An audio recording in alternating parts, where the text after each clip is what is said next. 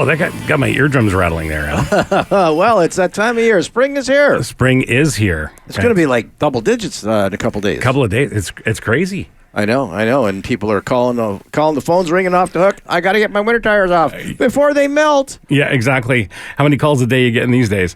Oh, at least 5 or 6, and it's usually, can I come over now? No. Get in line.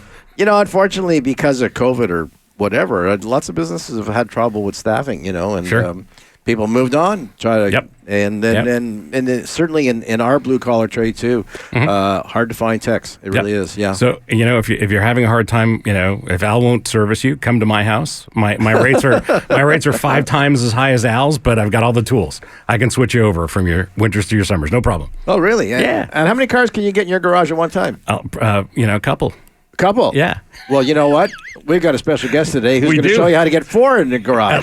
At least. Michael Pulla is here. Michael Pears, sorry. How are you? I'm very well. How are you? Good. So you're going to explain to us in a little while how to get a lift, how to get more use out of your limited space. Yeah, we spend a lot of time doing it, making sure everybody's very happy and they have space for their cars. Really? Yeah, really cool. Like every time I speak with Michael, I learn more about storage lifts, and I thought I knew it because I'm around lifts all the time and whatever. You got lifts at your shop, Al. 100%. But yours are service lifts. I see these storage lifts in all these crazy places that I go. But there's so much cool technology, and you can go from sort of cost effective to really cool custom installations. Yeah, no, we'd been talking in the green room, and you would think in the old days it was 2 posts, and then they went to 4 posts, and now they've progressed to the point where they can do it all on 1 post. Yeah, exactly. So it doesn't. It's not big and ugly. Or that was the other thing too, is he said when they're doing custom installations where Mama says I don't want to see that ugly thing. You got a way to hide it. That's amazing. We do, and you're running into it all the time. Is that they're spending so much money on their garage? They're spending so much money on their cars. They want the lift to match the garage. They don't want just some cheap lift that won't fit, that won't look right. So you get custom colors, you get custom sizes. You want to make sure you've got the headroom so somebody can walk underneath the lift. Oh, wow. All right, of course, and things are going crazy as far as insurance, too. Our rates are going up and up and up. No kidding. Gasoline and everything else. Yeah, and more cars are getting stolen from my neighborhood because they like parking their $100,000 SUVs outside.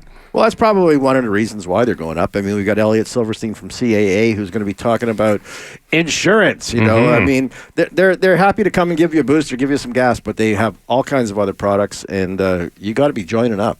Yeah, well, they've got some very interesting insurance products, including MyPace, which is very cool. We've talked about it before on the show, and also we have David Pulla from Triangle Tire calling in later. Yeah, and speaking of tires, it's time for summer tires. Exactly, and well, it's funny you call them summer tires because is it all season? Is it summer? Is it winter? Or snow? I mean, those are terms that we always used to use. Yeah, I mean, for me, it's a performance tire for my summer tire.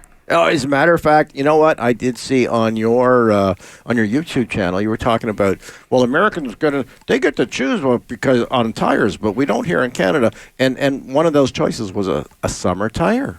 Yes. Yeah, sometimes you get a summer performance tire option in the US that you can't get here.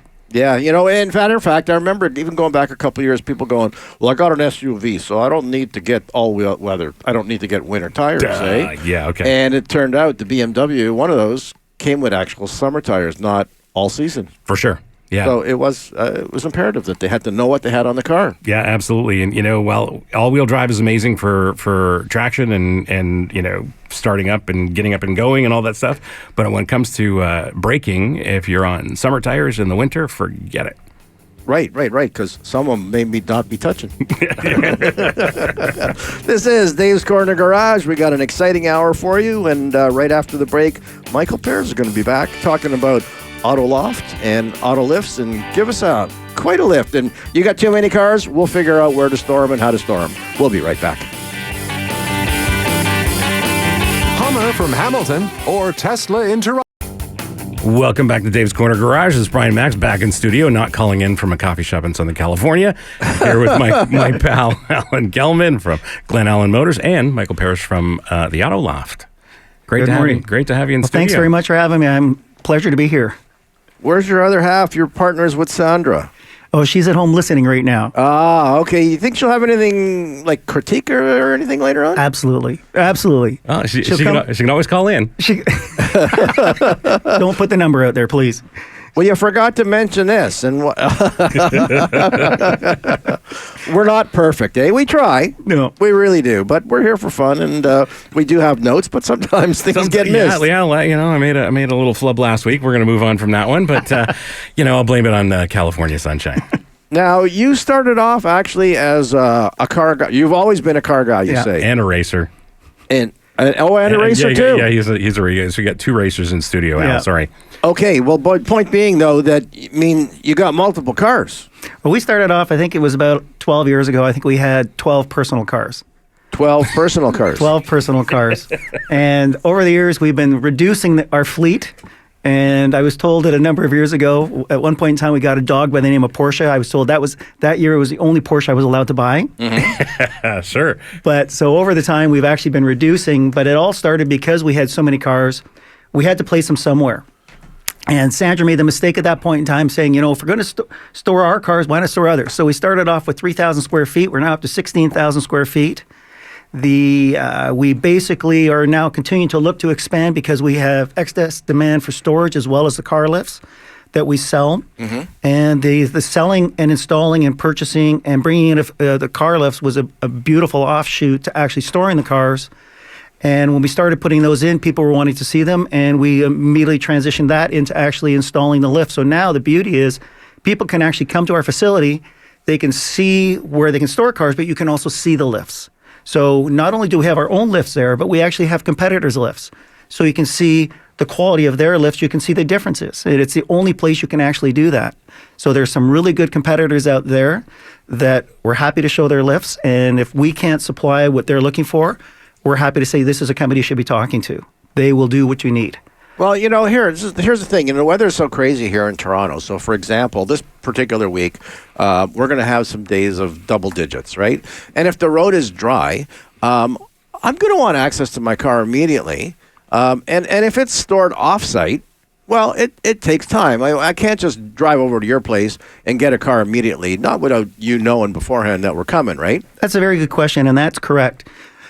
Because we put so many cars into the one space, and in springtime, there's basically a guaranteed commitment that says your car doesn't come out basically before April 15th. Okay. And the way we're putting the cars in, we have a staggered pace to bring them actually out.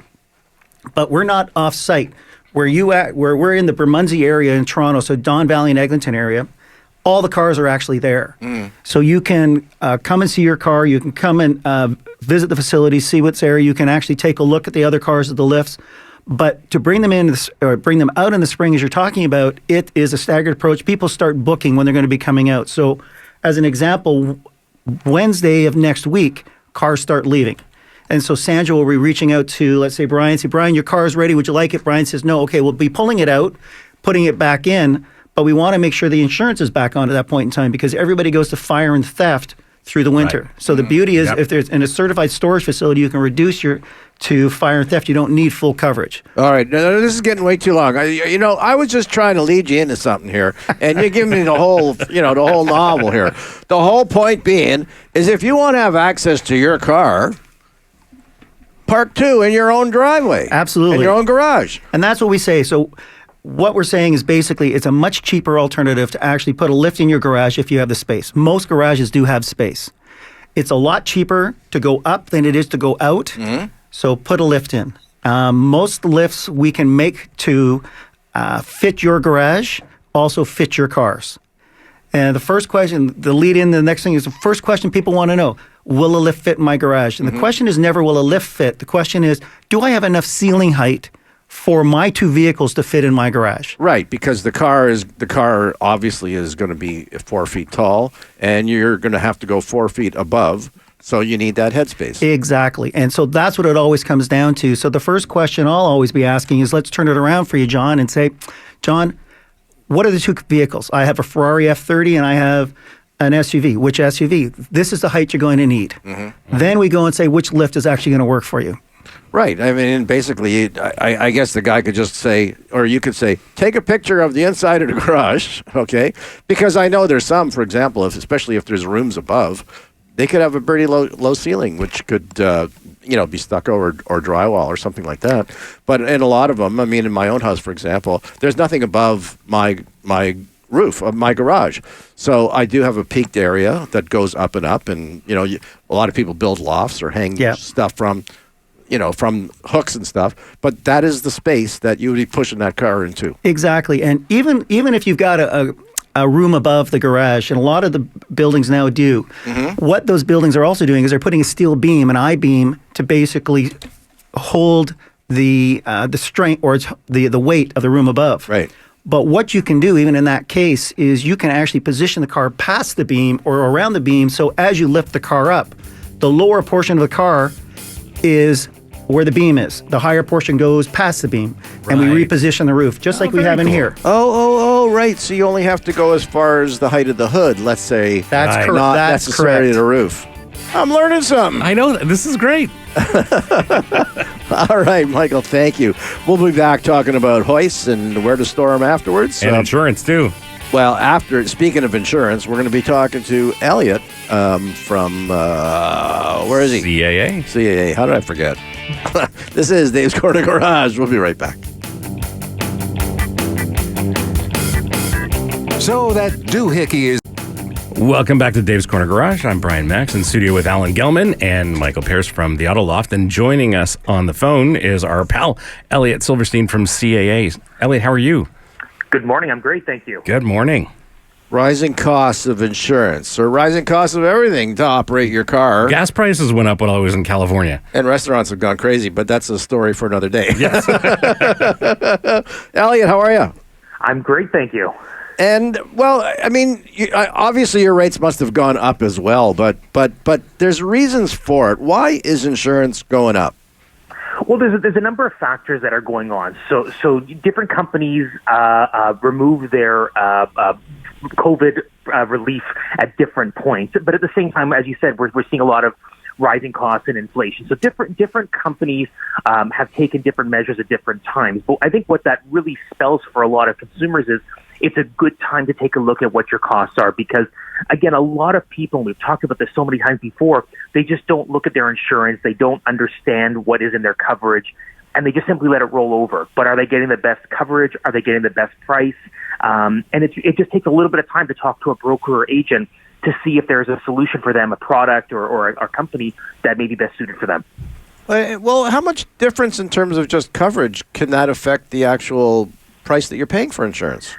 Well, I mean, it really depends, because, again, different companies offer different types of services. So again, you want to make sure you have the right type of coverage. So if you haven't looked at your insurance policy in a number of years, and your life circumstances have changed, you may not be having sufficient coverage for what you want in case of a situation. So understanding what your deductible is, even simple things like that, knowing what those types of costs may be, people may not look at that, and then once they're in a situation, they have to ask themselves, well, what's my deductible? And then they kind of scratch their head going, why did I sign up for that? And then, again, that's why we encourage people at least once a year to look at your insurance and really try to understand what's in there and ask the questions.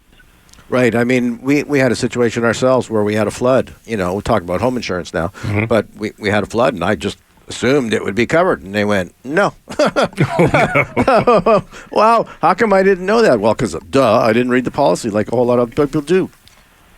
And that's the challenge, I think, really, as things go on. And for a lot of people, again, over the last 3 years, they let a lot of their services and their contracts just sort of roll over.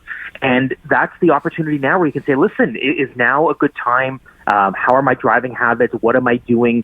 Do I need more? Has my family situation changed? Really understanding it, but even bundling, having your home and auto insurance, to your point, seeing what options are out there, because there may be ways to find savings just by bringing your two types of insurance together. My two kids moved out. Would that necessarily cost me less money?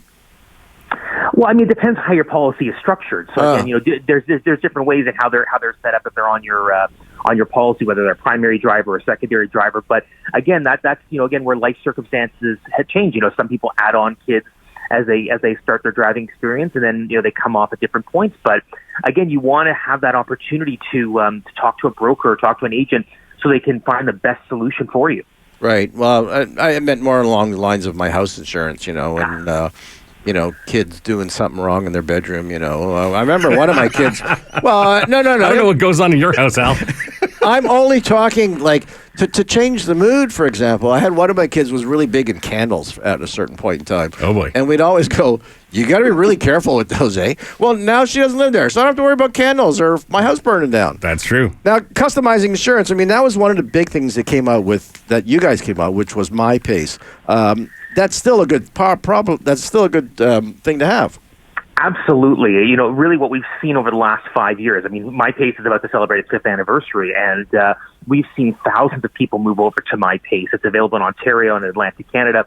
And, really what we've seen is that we've seen, thousands of people save a considerable amount of money on their insurance when they're only being charged based on the amount they drive. And again, people's lifestyles have changed. Not everybody is back at work 5 days a week. Some people are only work 1 day a week or not at all. And again, they're saving so much on gas and on other wear and tear of their vehicle. Why not save money on your insurance at the same time? Yeah, totally agree.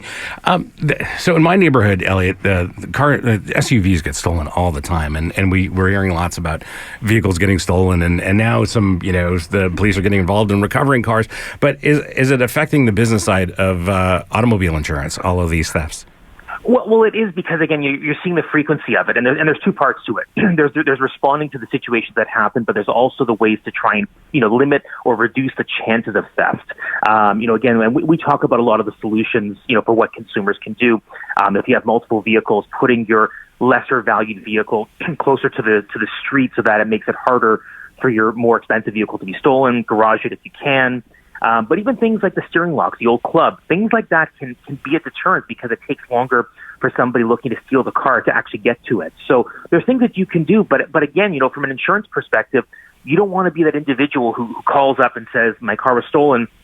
You get a new vehicle, and then 6 months later, you call again saying my car's been stolen again, because that does become a bit of a challenge because, there's that repeat occurrence, and you don't want that to happen. So, it is a situation that is growing. I know, and I've seen firsthand that law enforcement and different industry partners are working together to try and find solutions to this, but it's not going to be fixed in a day. And I think it's a shared responsibility where, the public, the consumers have to really be vigilant. Even if it's sharing video footage from your house, if you have it, of suspicious activity, all that goes a long way. Yeah, there's a Lexus SUV parked not far from my house, sitting outside, perfectly positioned to be stolen. And that's the challenge, is that, again, those are the attractive pieces. And we're hearing that there are people that are scoping out certain areas and keeping track of what's out there. And the more that you can do to reduce that risk, even using a Faraday bag and keeping your fobs covered up and away from the front of the house to reduce the frequency, the signal from being reached, those all go a long way. I mean, will it prevent it? Not necessarily. Will it reduce it? Certainly. And I think that's the important part, is that we can reduce it even somewhat. We're moving ourselves further ahead. Yeah, exactly. A couple simple steps, and you've reduced the likelihood of your vehicle getting stolen. Exactly. My neighbor has a Highlander, and it's parked ready to go. I'm so amazed, And what people have to understand is that even if the insurance company's happy to replace your car, the dealer doesn't have one anyways. That's right. Yeah. Elliott, people want to find out more about the product. How do they do that? Best place to go is CAAinsurancecompany.com for more information. All right. And if you need a tow, you can call them too. They do that, right? Absolutely. CAASCO.com. And make sure you have a membership card available. Exactly. And if you're not a member, join up, get the insurance. They bundle all that together, and you're going to save big money. Elliott, thank you. Thank you so much. All right. Take care. Have a great weekend. All right. After the break, Michael Pears is going to come back. I'm sure he's got some questions. I wanted to ask Elliott, if you keep stacking cars up, you got to tell your insurance company? Typically, no, because your insurance is still covered on the cars. There's nothing different. It's just how you're positioning them in the garage. All right, we got to wrap. This is Dave's Corner Garage. We'll be right back. Calling all hybrids and electrics. Welcome back to Dave's Corner Garage. I'm Brian Max, finally back in Canada with Alan Gelman from Glen Allen Motors and Michael Pears from the Auto Loft. And Michael, we've been talking about storing cars. And let's say we talked earlier. You've got a Miata from a few years ago, and you can fit it in your garage, but you don't want to spend a lot of money on a lift. What sort of options do you have? Well, basically, you have all kinds of different options. The basic and least expensive option is always to go with a 4-post. Mm-hmm. The 4-posts are the cheapest option, not in quality, but just that because they make so many of them and they're so easy to produce, they are the less expensive model. Many different suppliers all across Canada and all through the U.S. Some you get online, some you can install yourself. Ours, of course, we guarantee warranty and install everything ourselves. Our prices can be a little bit higher. But there are good quality lifts out there that you can get online and install it yourself. The biggest thing you always want to be aware of is, do I have the space in the garage? What's the size of the car I want to put on and under? Part of the problem you can run into is that you can be considering the smallest lift and realize it may not meet with the vehicle I want to put underneath. So as you were saying, Right. you wanted to put an SUV underneath, a small lift doesn't do the job anymore because I need to get that lift up higher to get the Miata up so I can put the SUV underneath. And yeah, well, not just in terms of height, but also width. And width. Right. So this big SUV I'm driving today, it's massive. Exactly. And outside to outside, you have to pay attention to the space between the posts so you can get that large SUV underneath. Part of the problem that'll happen in the case you're also talking about is if I go to a bigger, taller lift for it to accommodate the SUV, all of a sudden the runways that are on top might be too wide for the Miata. Right. So you run into little problems like that. So if you remember back when all of us were kids, cars were narrower. Now, if you look at an old Porsche compared to a new Porsche, Ugh. look how much fatter the car is and wider the car is. That's right. So the lifts have to accommodate that. Whereas the old Porsche, if you're putting up there, it's a completely different set of runways we need to put on it. Oh, absolutely. And this is why it's better for, I just don't want the headache. I don't want to do the work. I'd just rather call you. And it makes it so much easier. There's so many different considerations of vehicles. You're a car guy, you know cars. And, today cars have gotten heavier as well. That's right. And when I was in California, I'm driving the small-ish form factor performance EV, and it's 5,500 pounds. That's exactly it. With the new EVs, you don't realize how much heavier they are because of the batteries. And another problem with the lifts is saying, okay, I'm putting an electric vehicle on there. What's the weight? Well, the weight now, you're 5,800 pounds. When it's on a dry weight, you have to consider that with the lift you're actually putting on. So that plays into consideration as well. So all of these are the questions we get asked that we have to deal with. So instead of just saying I can buy any lift, well, you can't. You need to pay attention to what you're driving, what you're going to be driving. The other question will be this is what I drive today, but I'm thinking about buying this tomorrow. Well, we have to be prepared for that as well. Lots of good questions. I mean, because you would think that people who, I'm a car guy, blah, blah, blah, I can handle this stuff and I don't have to read instructions first, Yeah. I might be guilty of that. But there's so many things that you really have to consider. We talked earlier about the style of hoist and whether your house can make it work, for example. Like the floor has to be so thick? That's right. That's a very good question as well, is depending on the lift you're putting in, we have to pay attention to the floor. A standard 4-post, you don't really have to pay attention to the floor. Most buildings will actually be able to accommodate it. If you're going to one of our specialty lifts, especially like a 1-post that we've spoken about, we need a minimum guaranteed depth of 5 inches because it's going to use the anchors. Right. And you're putting 10 anchors into the floor to hold it. Oh, question two. A lot of people are downsizing and they're moving into condos. All right, so you've moved into an older condo, for example, so you automatically get your car spot, but you want to have a second. You ever do those? Yes. So now what's going on is condo developers are now looking at saying, I don't have the footprint that I need to actually put 2 cars per family in, and most families have 2 cars. So what they're now doing is, let's put a hoist in that'll accommodate 2 cars, but in so doing, they have to make sure they have the ceiling height, they have to have the width, they have to have the power considerations. Then it's also the type of lift you have to put in. It's not going to be a 4-post you're going to put in a condo because there's benefits to it, but there's problems with it. We need a locking mechanism for the keys so you can turn it on and off so that I don't walk over and touch somebody else's lift. Right. I need one that has the ramps built on because I have nowhere to store the ramps. I also need a solid bed.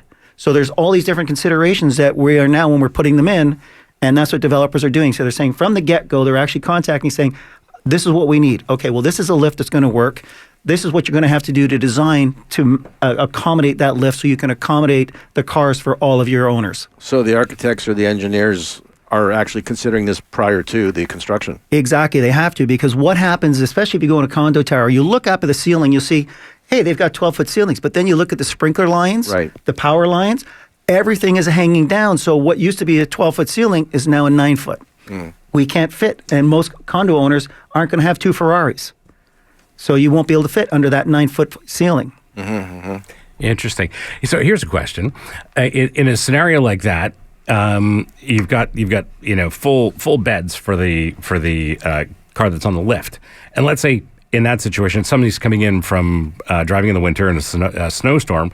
They've got their car full of snow and ice, and eventually that's going to melt. How do you deal with that situation?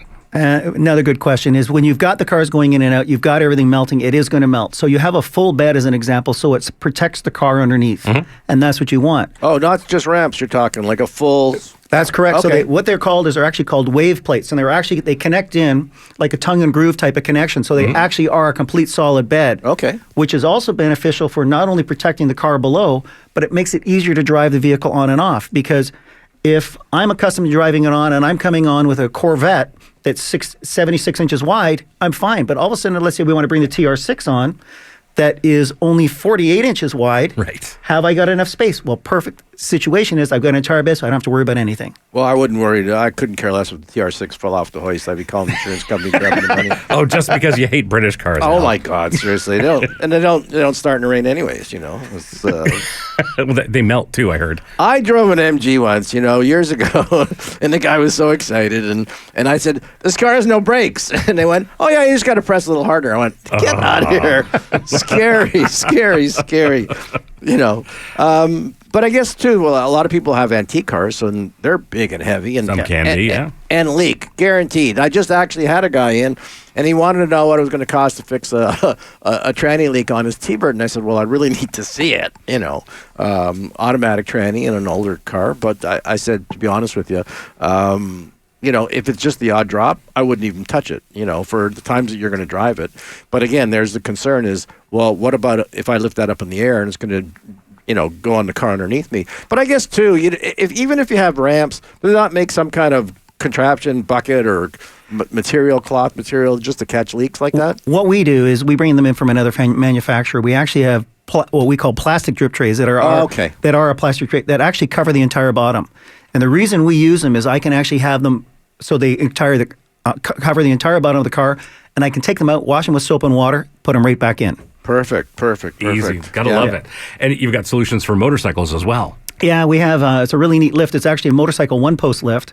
So it's a duplicate of the car lift, but just much smaller. So you can drive the motorcycle on, put it there, lift it up so it's 48 inches of clearance underneath, and you can park your front end of your car underneath it, so you have your garage now taking care of everything. That's just brilliant. So that is fantastic. They've got everything. Yeah, well, I like we were talking, I like the idea of a very clean aesthetic in the garage. People are spending lots of money on their garage, so if you're gonna finish it wonderfully, why not put a lift in there and have that be part of the entire garage so that it looks like it's cohesively designed, engineered, and it looks. And you want to have it look like it fits, and you want to add to the overall aesthetics of the garage. And so we'll have people coming saying, I've just put my garage floor in. I put the cabinets in. I've got some red enhancements on the cabinets. I put a red fleck on the floor. Well, we can bring in a red lift that'll actually match with what you want. That is fantastic. I love this. Wow. Although I'm just thinking, because I know we've had our house painted before, and someone said after, it's not quite the color. Not quite as easy to do when the hoist is installed. Yeah, exactly. A little late now. Yeah, sorry. No, I need you to tell me and sign here that you're happy with this color, because there's no do-overs here. All right, this is Dave's Corner Garage. We're having a blast finding out how to stack cars up. I was thinking about Ron Popeil, they had a paddy stacker. But this might be before my time, Al. Oh, you don't remember that? You do more than just putting wax paper between the cars, eh? only once in a while. This is Dave's Corner Garage. We'll be right back. So that doohickey is making a funny noise again. Welcome back to Dave's Corner Garage. I'm Brian Max in studio with Alan Gelman from Glen Allen Motors and Michael Pears from the Auto Loft. And joining us on the phone is David Pulla from Triangle Tire. Good morning, David. Good morning. Thank you for having. Great to have you. Now, we were talking about, car lifts, and if you got lots of money and you want to save money, you could buy something cheaper, but car lifts aren't the way to do that, right? But if you've got a car that needs rubber, and you don't have to worry about, are they going to be good or not, you can go with an off-brand tire name, and I'll say off-brand, but Triangle has been around for like a million years, right? Yeah, so premium quality product that's being tested, putting through the ringers, and essentially just a more affordable product that's going to continue to live up to expectations for the consumer. So. Right, and at the same time, I mean, you can't bring a tire into this country to put on cars that hasn't been approved by 14 different organizations, right? That's correct. Yeah, we're going through all the same safety protocols and testing that your premium brands would. I had a set on one of my cars, and just because, and they were a huge night and day difference from the tires that were on there that were provided by that famous Canadian retailer. And I got to tell you, the night and day difference. The Triangle tires were quieter, they ran better. I think the car got better mileage. Like it was fantastic. Yeah, good. And that all comes down to putting the right tire on the right application as well, right? Depending on your driving habits, what vehicle, speed ratings, load index. But glad to hear you had a good experience. I've been selling the tires. I mean, I was selling Triangle tires back when I was on the retail counter, even installing, a few years ago, so to say. But premium quality product, and it's available pretty much across the globe. So. Pricing wise, if you're comparing it to your first line, for example, your Michelin or whatever, where do you come in? I mean, it really depends on the segment and the models. I would say anywhere, into the 60% range, give or take. Oh, cool. So there's quite a, especially now, I mean, normally I would be trading my cars or flipping them, let's say, every 5 years or so. But because of supply and demand, I'm going to have to hold on to that old car of mine. But why would I want to? I am actually quite surprised where people will all of a sudden still go with a crazy price tire. I says, you're only going to keep it for another year or two. Why wouldn't you save the money? Yeah, and I mean, that's well said in terms of like lease returns, hanging onto your vehicles a little bit longer, even nowadays in inflationary times, right? So consumers are looking to hold on to their dollars a little bit closer. So why not save those extra few dollars and still go with a product that's going to perform to your everyday needs? But you nailed it, right? If you're looking to hold on to something a little bit longer, it's maybe your second set of purchase for your tires. Triangle will be a perfect fit. And what about coverage in terms of, we talk about lots of cars here, and as a matter of fact, do you have anything for electric cars or not quite yet? So we're definitely looking into that segment. We're doing our testing, but at this point in time, we don't. With that said, having the right tire and the right application is crucial, but we do have, wide variety of tires available, whether it be summer, UHP all seasons, or even into the SUV and light truck categories that would be suitable, but not a specific designated EV tire. You got to do that soon, because we just had to price out a set of tires for a guy's Tesla, and he'd only gotten about 25 Ks on it. He was not very happy about that. Yeah, consumers are going to have to get used to that. I mean, there are designated products that are going to excel in this category, but with the weight of an EV, the instant torque, you need a pretty special tire to adhere to that. So, but you guys actually started on off-the-road vehicles, right?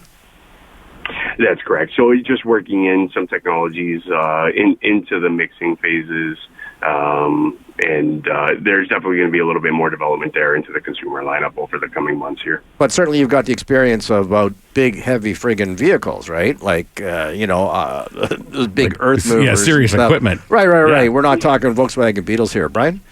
Yeah, exactly. Yeah, and we'll take those technologies and we'll bleed that right through to our consumer lineup. Exactly. Yeah, so David, are your retailers all ready for the spring changeover going from winter tires to summer tires? Oh my goodness, I think everyone's been waiting for this. We've had a few samples of spring weather here over the last few weeks, and then you quickly turn the page and the next day it looks like a February day again. So sun is shining today. It's a beautiful day out. I was out earlier this morning and spoke to a few friends at some tire dealers, and everybody's excited. Tires are rolling, and safe to say that spring changeover season's here. And they've got inventory? They've got plenty of inventory. Tires have landed. We've seen freight and shipping timelines being reduced now from what we've been used to the last few years here. So inventory, tires are on the shelves and, ready to rock. So. All right, I'm going to ask some basic questions here because you told me you started off as a tire buster, right? That's correct. Yeah, tire technician, warehouse, you name it. All right, Buddy's going to change his own tires. How does he do that? Well, first and foremost, you want to make sure that you've got all the necessary tools, right? Mm-hmm. So you want to make sure that you have all the equipment needed. And when I mention that, the most important thing is having your torque wrench, right? So everyone has the tools to be able to take the tires on and off. But at the end of the day, we want to make sure that you're torquing the tires to what your vehicle calls for, right? So that's going to ensure safety once the installation process is through. Mm-hmm. But nonetheless, you want to be readily equipped for that. Take your tires off, check your tire pressures. You want to look at the wear on your tires, see if anything looks out of the norm here. You don't need to be a tire enthusiast or a professional to necessarily know that something's going wrong with the wear of your tires. Mm-hmm. You can kind of see it, though. It'll be screaming at you. But nonetheless, you want to have a good look at your tires, see if there's any odd wear on it. Check your tire pressures. See if there's any age effect, whether it be weather cracking, channel cracking within the tires. Mm-hmm. And then while the tires are off, let's look at our brakes. Right, it's that time of year, so. Take advantage of the tires being off your vehicle. Make sure your brakes have sufficient brake pad life left, and your rotors are in good shape. You could, you know what, you know what you're doing. I got a job for you if you need one. Come up to Glen Allen on Monday morning. Yeah. We're busy, eh? Well, David sounds qualified. He knows what he's doing. You know what? I think he's looking. He's offering you a job, David. I think that's what's going on. You know what? We might be able to make something work here, fellas. We'll see.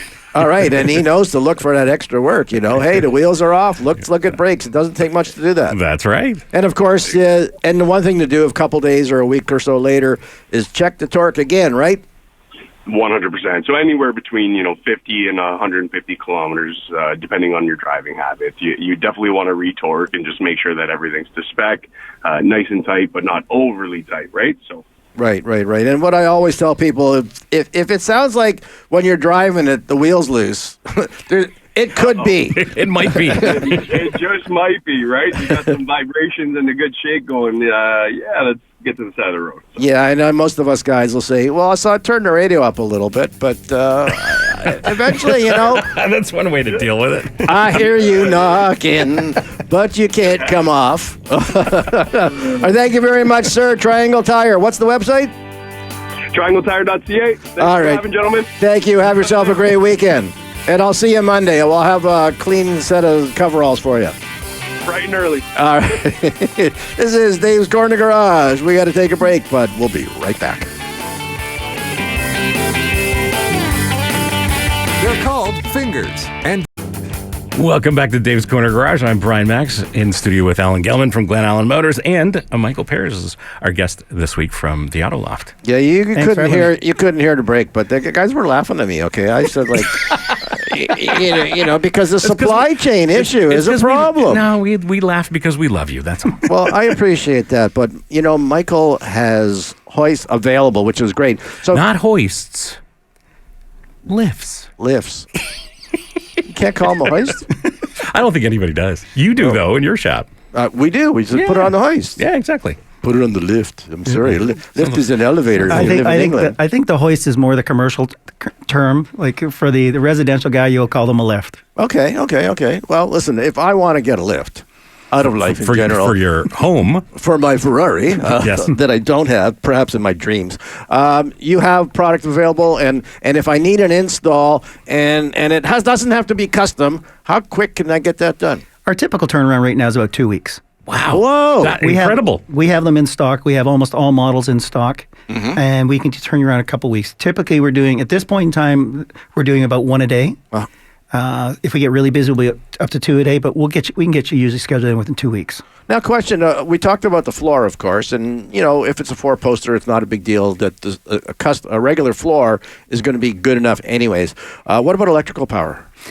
Most of our lifts, we run on a 110. Okay. We like the use of a plug and play as opposed to putting a 220 in where the customer actually has to go and get an electrician to do it. Oh, so if there's an outlet in the garage for me to use my drill, it's good enough to put up a hoist. Exactly. Sometimes what you may need to do is you may need to have your electrician come back, put that on its own separate breaker so it gets good amperage.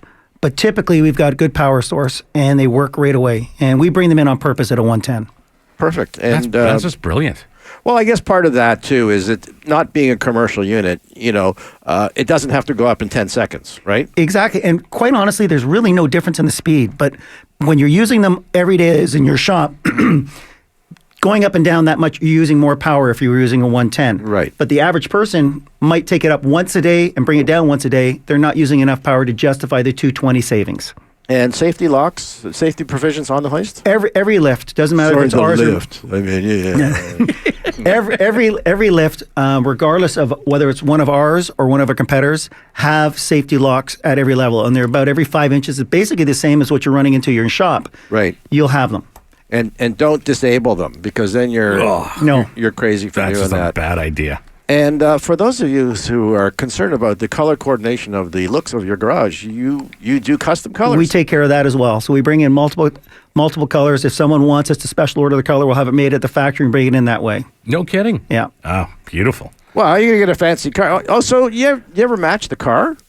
We've had people that'll turn around and say, I have a Ferrari red. The issue we'll put is you want to make sure that you're putting it in, you're not going to have a color clash because the reds will never be exactly the same. So if it's important to you, you might want to say, well, I've also got yellow. Okay, well, so we'll create you a yellow lift that'll go with the black car, whatever you want. Yeah, exactly. But Ferrari reds and yellows, they do vary as well. Yeah. And of course, if it's an older one, it's probably changed color a little Exactly. bit. Everything changes color over time. Exactly. Who would have thought? Yeah. No kidding. No kidding. But for the most part, these are hoists or lifts that are built just to get the car out of the way, right? We're not talking about, you're not going to be doing mechanical work on your vehicle. Correct. Like you can use the 4-post you can use to do some mechanical work as well, but there is limitations because you have to get around the 4-post, you have to get up through it. You're not going to do a bottom-out engine installation. You just don't have the space. No, if you've got a Ferrari, you're paying someone else to do it. Exactly. Oh, that's right. And you're paying a lot for it. But at the same time, you do have jack posts that are available to put on there. Yes, we do. We sell those as well. Anytime we do, we will basically say, I can give you the expensive solution or I can give you the inexpensive solution. Here are your options. All right, Auto Loft, where do they find you? We have our website, autoloft.ca. We're located Don Valley and Eglinton, and we also have a 1-800 number, and we do all of Southern Ontario. What's your phone number? My direct line, 416-200-7141. I want to thank Elliott Silverstein from CAA. If you think you're spending too much money, you should check in anyways. That was the whole point. Yeah, they've got lots of information about insurance as well. Okay, and of course, David Pulla, if you're looking for tires. Triangle Tire? Triangle Tire. It's a great way to go. You only need a couple more years. I'm going to say at half price almost. You can't lose.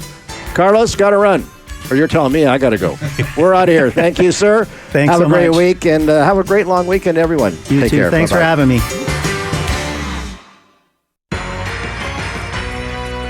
Good morning. I'm Jeremy.